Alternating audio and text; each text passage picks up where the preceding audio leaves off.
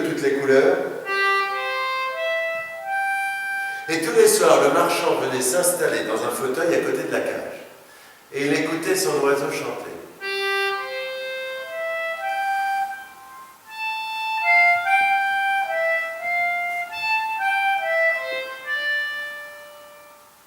Et ce chant de l'oiseau, ça lui faisait un bien.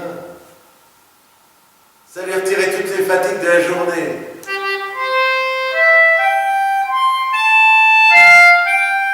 Ça lui faisait comme une touche fraîche à l'intérieur de ses idées. Voilà, là-dessus. D'abord, la petite fille, quand l'histoire a commencé, avait déjà beaucoup grandi. Ce qui était vrai, en tout cas, et ça, on l'a dit, c'est tout à fait juste, c'est que lorsqu'elle était petite, sa mère lui avait fabriqué un petit capuchon rouge. Ça, c'était vrai. Maintenant, en vérité, comme elle était grande, maintenant, c'était une jeune fille.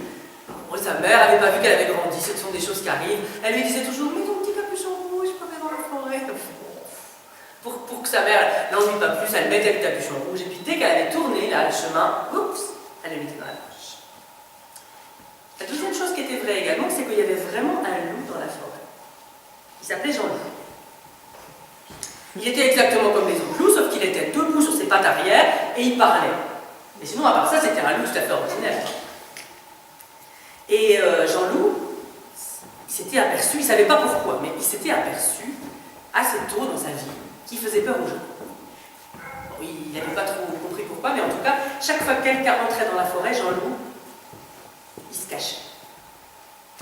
Mais pour que l'histoire commence, il faut bien qu'il se passe quelque chose.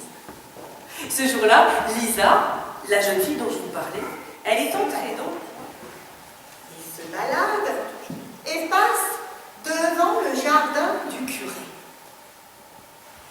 Dans le jardin du curé, il y a des pommiers. Et de voir des pommiers, eh ben, nos trois benets, ça leur donne faim. Alors ils passent par-dessus le petit muret en pierre, et puis ils vont cueillir des pommes. Ils en cueillent 1, 2, 3, 4, 5, et ils commencent à bouger. 1, 2, 3, 4, 5. Ils en mangent tellement qu'au bout d'un moment, il y a un des trois benets qui sent que son ventre et commence à travailler. Il travaille tellement qu'au bout d'un moment, il est obligé de